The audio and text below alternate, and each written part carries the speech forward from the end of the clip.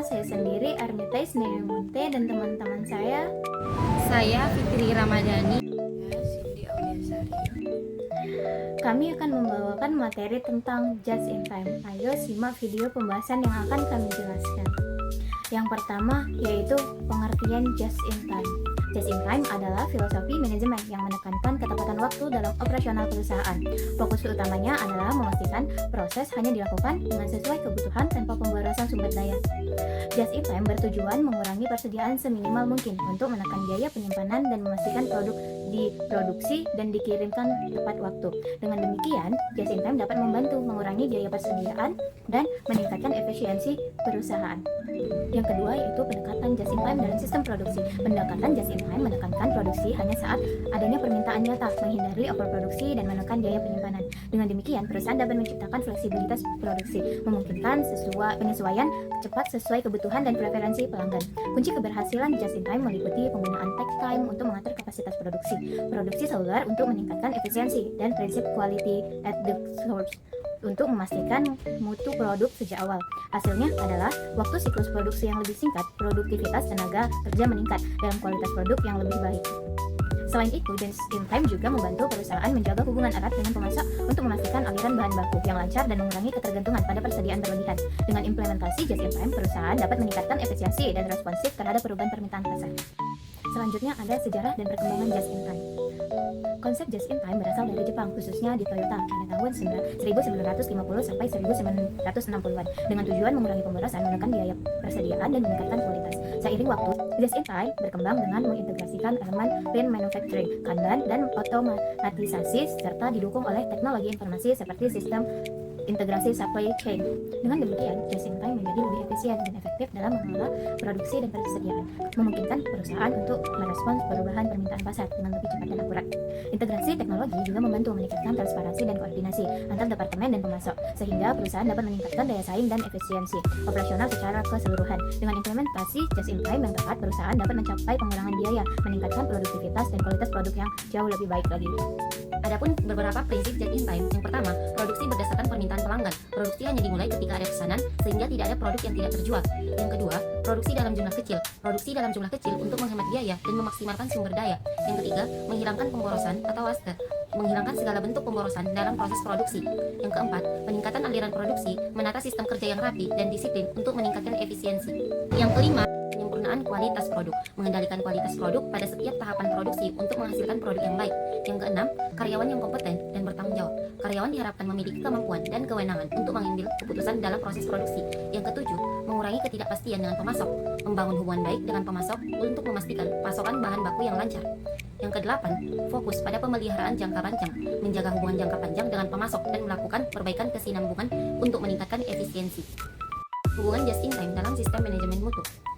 Sistem manajemen mutu mencakup semua aktivitas organisasi yang diarahkan untuk mencapai mutu produk atau jasa yang konsisten sesuai dengan standar dan kepuasan pelanggan.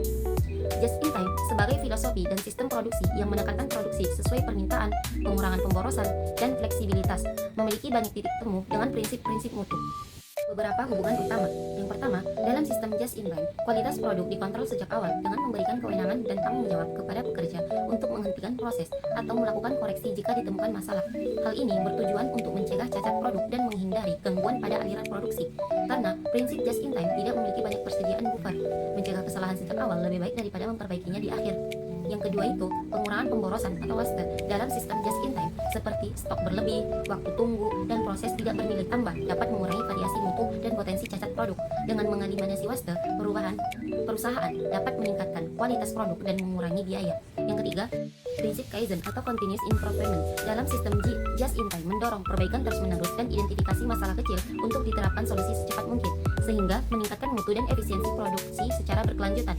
Yang keempat, dalam sistem Just in Time, perusahaan harus bekerja erat dengan pemasok untuk memastikan bahan baku yang dikirim, sehingga memenuhi standar mutu, tepat waktu, dan konsisten. Pemasok dianggap sebagai mitra mutu yang berperan penting dalam menjaga kelancaran produksi dan kualitas produk. Yang kelima, sinkronisasi aliran proses dan pengendalian mutu dalam sistem Just in Time sangat penting untuk memastikan produksi yang lancar dan bebas dari bottleneck. Mutu dikontrol di setiap titik proses dengan menggunakan alat mutu seperti SPC, audit internal, dan standar mutu lainnya untuk mencegah gangguan produksi akibat masalah mutu. manfaat Just in Time. A. Mengurangi investasi di pabrik untuk persediaan dan proses produksi. Yang B. Mengurangi resiko dalam persediaan. Yang C. Mengurangi ruang atau gudang untuk penyimpanan barang. Yang D. Mengurangi pemborosan barang rusak dan barang cacat dengan mendeteksi kesalahan pada sumbernya. Yang E. Mengurangi biaya bahan langsung melalui pembelian barang. Tantangan penerapan just in time. Yang pertama, ada ketergantungan pada pemasok. Sistem just in time sangat bergantung pada pemasok dan permintaan pasar yang stabil. Keterlambatan pasokan bahan baku atau perubahan permintaan yang fluktuatif dapat mengganggu produksi dan membuat perusahaan kesulitan memenuhi kebutuhan pelanggan. Oleh karena itu, perusahaan perlu membangun hubungan baik dengan pemasok dan memiliki strategi untuk mengadaptasi perubahan permintaan yang tidak menentu. 2. Keterbatasan teknologi dan sistem informasi. Sistem just in time memerlukan teknologi informasi yang memadai untuk mendukung efisiensi dan akurasi produksi. Namun, perusahaan kecil sering menghadapi kendala karena masih mengandalkan pencatatan manual yang rentan kesalahan sehingga dapat menghambat kelancaran produksi just in time. Yang ketiga, kesiapan sumber daya manusia. Penerapan just in time memerlukan karyawan yang terlatih, disiplin, dan memahami sistem produksi untuk memastikan proses produksi berjalan lancar dan efisien.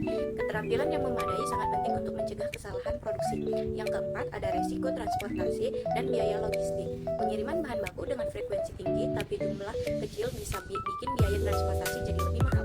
Ditambah lagi, faktor luar kayak kondisi jalan atau cuaca bisa merusak kelancaran distribusi. Kemudian kesimpulan, konsep just in time adalah strategi manajemen produksi yang fokus pada ketepatan waktu, efisiensi sumber daya, dan pengurangan pemborosan untuk meningkatkan mutu produk dan efektivitas biaya. Dengan just in time, perusahaan dapat meminimalkan biaya persediaan, mengurangi risiko penumpukan barang, dan meningkatkan fleksibilitas produksi. Meskipun penawaran banyak manfaat, penerapan just in time juga memiliki tantangan seperti ketergantungan pada pemasok, fluktuasi permintaan, dan keterbatasan teknologi serta kebutuhan akan sumber daya manusia yang terampil dan siap. Oleh karena itu, perusahaan perlu mengantisipasi tantangan ini dengan strategi yang tepat untuk mencapai hasil yang optimal.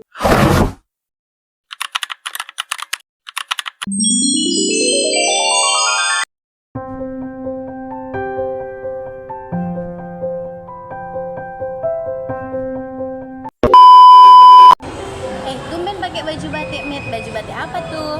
Baju batik modern kayaknya tuh. Iya, ini baju batik modern.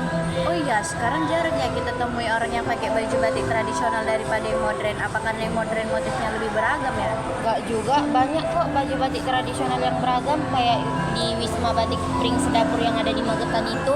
Oh, perusahaan batik legendaris itu ya. Perusahaan itu udah berdiri sejak lama loh, dari tahun 1970-an gitu. Perusahaan orang itu juga udah berhasil mengatasi masalah klasik bisnis gitu, kayak masalah penurunan biaya bahan baku persediaan. Bisnis tradisional ini memberikan bukti nyata bagaimana sebuah perusahaan itu bisa beradaptasi dengan metode modern untuk menghemat biaya hingga puluhan juta rupiah. Tapi sebelum kita bicara lebih jauh, kita harus tahu dulu nggak sih permasalahan yang ada Wisma Batik itu, yang dimana perusahaan itu masih menggunakan metode tradisional dalam persediaan bahan baku.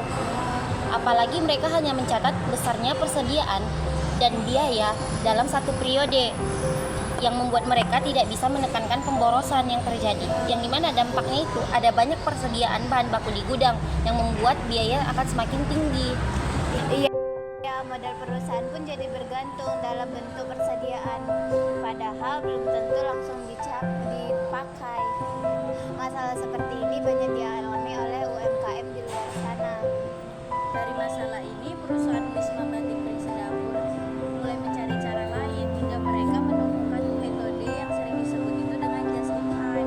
Metode ini memiliki makna filosofi untuk menghilangkan semua jenis pemborosan dalam sistem produksi dengan tujuan agar perusahaan bisa menyerahkan barang atau jasa secara tepat waktu sesuai apa yang diinginkan konsumen. Betul, ini mendorong para pemasok untuk mengirim bahan baku seperti kain dan lilin dengan jumlah dan waktu yang tepat saat dibutuhkan oleh produksi, sehingga tidak ada lagi stok dan tidak ada lagi pemborosan dalam perusahaan, sehingga bisa membangkitkan biaya dan ternyata efisiensi.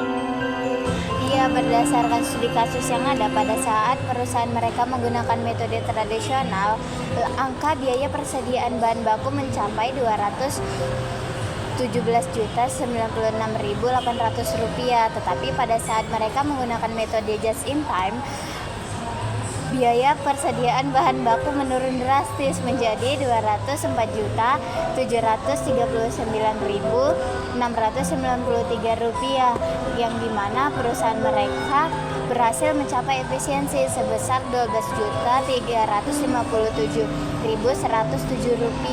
Angka ini menunjukkan bahwa dengan kebijakan pembelian just in time mereka bisa melakukan penurunan yang signifikan. Hebat ya, dengan metode penghematan ini pengembangan bisnis yang lainnya bisa dialokasikan. Ini bukan hanya tentang efisiensi, tapi juga tentang meningkatkan daya saing suatu perusahaan. Jadi apa pelajaran yang dapat kita ambil dari studi kasus Wisma Batik Dapur ini?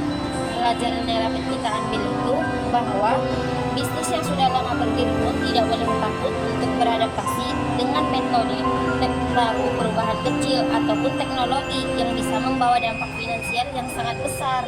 Fokus pada penghapusan pemborosan adalah kunci utama, bukan cuma untuk menghemat biaya, tetapi juga untuk membuat seluruh proses bisnis menjadi lebih lancar dan efektif. Betul sekali. Berdasarkan studi kasus yang kita bawakan, semoga cerita ini bisa menginspirasi orang di luar sana ya untuk melihat bisnis mereka dengan cara yang baru.